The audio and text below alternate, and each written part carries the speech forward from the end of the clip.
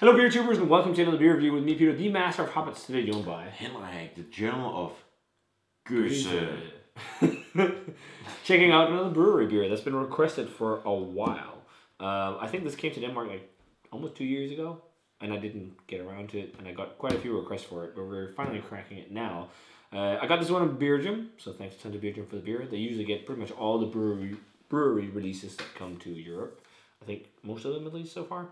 And yeah, so thanks to you guys. Great web shop from Belgium. Check them out, guys. Link for the shop is down below. But I got a few requests for this one, and we finally got to try it and crack it now. And this is from the brewery, as I said, and this is their So Happens It's Tuesday.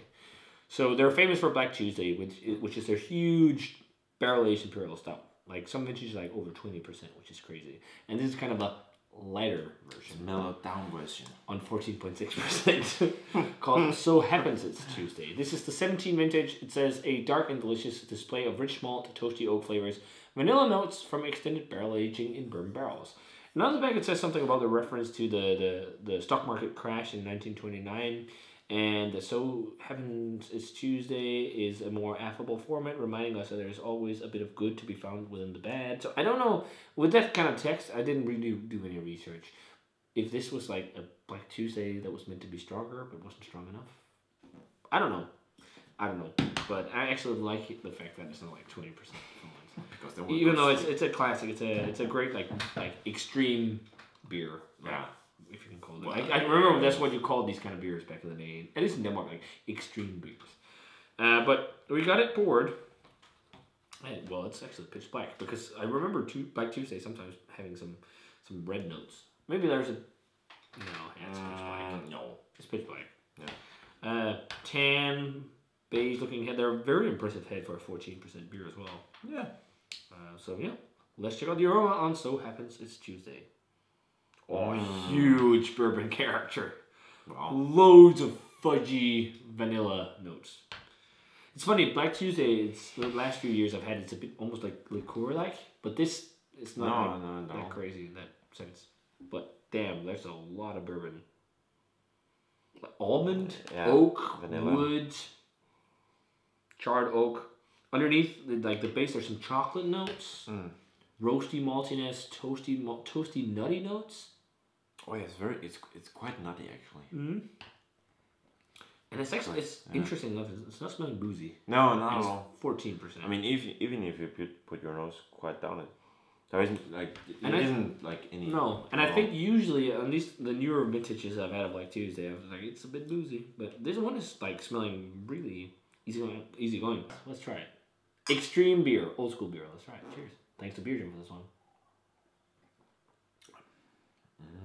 Ooh, that's really nice. See, that's one of the things with the brewery. Their barrel character is huge. It tastes so much like bourbon and charred. One thing, though, I noticed with a lot of the brewery beers, they're not super thick. No. It's like a lighter mouthfeel, but it's also very strong in alcohol. So I guess that's kind of hard to maintain.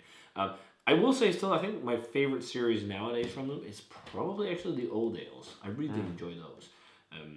But Black Tuesday is also nice. I was a bit disappointed when I had the Grey Monday. It was nice, but I think this is really good. It's actually not that boozy for a 14% beer. Not at all. And it's still kind of got that umami flavors as well. Yeah, it's definitely. It isn't too sweet at all. What flavors are I picking up? Definitely bourbon, raisins, black fruits, a bit of chocolate as well. Yeah, roasted maltiness, but the bourbon character is huge. It's like this insanely intense, jammy, caramelly, vanilla-y, almondy, oaky, charred, woody character. Like this, like just crazy intense bourbon flavor, which is what they're quite known for in the barrel bourbon. There's the bourbon character on the beers are huge. Medium kind of mouthfeel. It's actually quite dry. But I think they might use champagne yeast or some kind of different yeast to get it up to the like 20+% that they sometimes are. Is it I think it's a combination. Oh, it's bourbon barrel. But I think it's a combination of on the regular Black Tuesday. I think it's a combination of barrel aging and the these different yeasts. But man, this is a potent beer. It's potent, but it's not like no like it's not as potent as regular Black Tuesday, but it's a nice take on it. I actually like that it's a bit more drinkable. It's a lot more easygoing than what we got at the MBCC. Yeah, Yeah. Which was really fucking crazy. I mean, I don't know, thick. It was just like really intense. Yeah, like intense. Yeah. It warmed your palate and everything. This has a little bit of warmth going down, but it's Yeah. quite light considering its ABV. Yeah, I mean it's not boozy, but you Definitely. yeah. Yeah, a little bit. You sense it, but a little. Also, like you said, like the dark berry fruit thing. Dark fruit, dark kind of like compote, berry compotes or something. It's got a lot of like dark berry fruitiness. But it's nice, but it's also been spending 2 years in the bottle, so it's been getting to mellow out a bit. I don't know how this was fresh. No. I think the waiting time for it has been suits as well. I think it has. Because it's not really oxidized or anything. It's not like big on like cherry port winos or cardboard or anything, which is good. But which one would you prefer?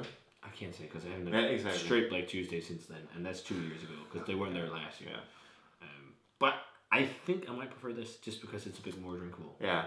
Because the other Black Tuesday, I remember having it in the past, I was like, fuck, this is crazy. And it is crazy. But then you have some other barrel-aged beers nowadays where people focus on different things, and I prefer those more. Palates change, and I think I like those a bit more because it's more easy drinking. But it's still definitely not a Hunnits beer for me, as Black Tuesday was in the past. No. But I still think it's a damn fine barrel-aged Imperial Stout, and I go like a 94 or 95. Something like that. 95 is stepping into world class. I don't know if I feel like it's completely world class. I don't know. Boundary's been moved. I'm a bit undecided, so I'll say 94, 95 and probably decide when I edit it or when I'm done with the class. Yeah.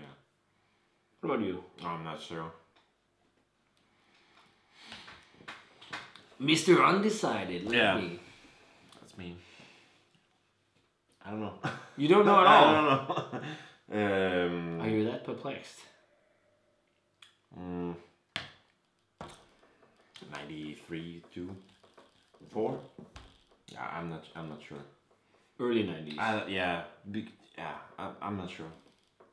It's very good. Yeah. I think it's a very nice Imperial Stout, but like I prefer, nowadays a bit more mouthfeel. What I really love is the barrel character. A bit more mouthfeel, a bit more malt. I actually wish it had a bit more mouthfeel. Yeah. It's also a bit fizzy. Yeah. But it's nitpicking. It's still very good. Thanks a ton to Beer Jam for this one, guys. You rule. Finally got to crack this one. A lot of you guys requested it, so here it is. If you guys had a chance to try So Happens It's Tuesday, let us know what you thought of it. And do you have a favorite variation on Black Tuesday and all the things from the brewery? Let us know. And how do you feel about these kind of like old school, crazy, huge beers contra some of the new ones? I mean, some old school stuff, even though it's AB InBev owned, Goose Island, Bourbon County, is still to this day fucking amazing. Yeah. And this is also still amazing. But it's just a different type of beer. I think this is more extreme. I feel kind of we're not talking. We're not dissing the beer. No, because it's really good beer. It's very good. But it's just palates change. Yeah. To be honest, if I was sitting after work, I'd much rather have like a lager nowadays. But maybe that's just me changing palate. Even though I love sipping on stuff like this. But if I had a long day at work, I would. Yeah. But that's okay. That's situation based. Now we're also just random. But this is like we are 3 people right now, and this is like the perfect beer to share between friends. To be honest. I would never crack that on my own. I'd No. be fucking hammered. 14%, 750. Yeah. Just imagine having like the regular Black Tuesday on your own. Solo Dome. #hammered. But hey, that's how it is. But if you guys had a chance to try this 17 So Happens This Tuesday, I don't know if they've done new versions of it, but if you've had it, let us know. And as always, remember to comment, subscribe, check out the Facebook fan page, Twitter, and Instagram. Give this video a thumbs up if you enjoyed it. Thanks to Beer Jam for this one. And we're going to say cheers. And see you guys in another beer review.